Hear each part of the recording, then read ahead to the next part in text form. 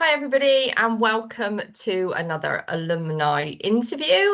So today I'm not going to introduce her. I'll let her introduce herself. But this is all about being a childminder.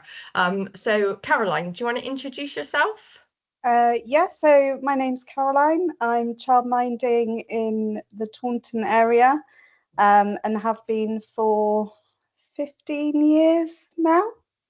Wowzers, 15 years. Does it seem 15 like 15 years? No, no, it really doesn't actually. Only that I'm a little bit older than I was when I started. But no, it's been very fun along the way. Yeah, Um, yeah. Okay. So why did you choose to be a childminder, Caroline? We were talking about that a little bit before the video started.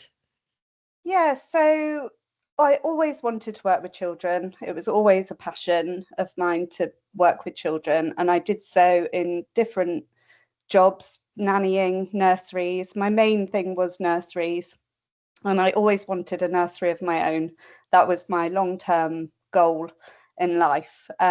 But as the years went on and I had my own son and, things get in the way, um, Mm. yes, I decided that I was going to do my childminding course. My employer at the time was giving up, she was selling up, so I got a little wind of that and I thought, right, this is the time. I'm going to go out and do it Mm. on my own. Yeah, it's amazing how the universe kind of just does that sometimes, doesn't it? It just gives you that opportunity. Yeah, absolutely. Yeah, and I think I would have just stayed at that nursery where it was all working well. I had good hours. I was Mm, doing, and mm, a lot of us probably just stay in the same situation because it's easy and it works. But yeah, it's nice to have that, be forced into that change sometimes. yeah, yeah. So you did a bit of work at nurseries before, and then a big change came in. You had the opportunity to do your childminding course. Yeah, So that was obviously 15 years ago. So what's it like being a childminder? it's it's amazing. I absolutely love it. I honestly do. And people say, some of the parents even come in and just say, how, I don't know how you do it. I don't know how you do it, but Mm, I absolutely love it. And I think that is the most important thing, because if you love being with children, it it honestly doesn't feel like a job to me. It's not mm, a job. I go to work. It's lovely. It's really nice. It's really rewarding. I've got brilliant relationships with the parents, with the children also, and I still have relationships with ones that have left previous years. It's so mm, personable that you just build mm. those really strong relationships with people. Yeah. Yeah, and can you tell us a little bit about your journey as a childminder? Because you've made some quite exciting developments over the years, haven't you, with moving premises and employing staff and things? Yeah, so I started off very small, like you do, just choosing a couple of days. That's another benefit of being a childminder. You get to choose and be flexible with your own hours, your own days. You get to decide what you'd like to do. So I started just a couple of days with a few children, working on my own, and then gradually built it up, employed an assistant. We only had sort of 6 children between us, and then Mm, gradually employed somebody else. And then, because I was renting, I eventually moved into a property where I was able to make and build the cabin for the children in the garden, and employ mm. now 3 staff. So, and have lots of children, well, 10 children a day. So, yeah. Yeah. So you Yeah. have your own log cabin and you have, did you say 3 staff a day? Is that including you or 3 staff and you? So 3 staff and me. So there's 4 of us all together. Which again it provides that consistency. They're here all the time with me. Well, most of give them a day off now and again. Yeah, so they're here, which is brilliant for the children. There's no turnover of staff, and they know who they're coming into in Mm, the morning. It's always regular for them. They know that, mm. yeah, that we're going to be Yeah. there. Amazing. And I know you do some like you have shutdown periods. Can you talk about your opening hours and how you work that? Because you go on holiday, don't you, and you close the business. Yeah, so I still it's just about giving people enough notice, really, and then parents can take their time off with work. Yeah, so I give them plenty of notice, and then have my own holiday as well. Yeah.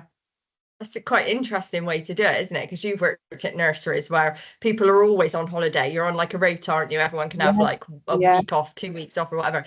And you do get that turnover, don't you? So to be able to just go, right, we're all going to take a week's holiday now, must be quite nice and refreshing to do that. What about your opening hours, Caroline? What opening hours do you choose to do?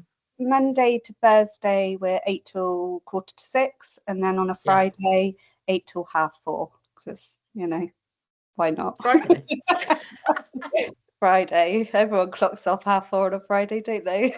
Yeah, well, you do, whether you're actually not at work or not, don't you? You're already yeah, absolutely.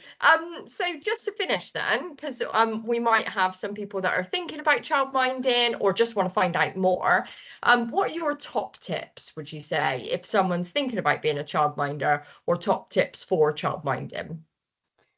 I would say top tips would be get the experience with parents, especially parents, like obviously with the different ages of children, but having those conversations with parents and kind of dealing with different things.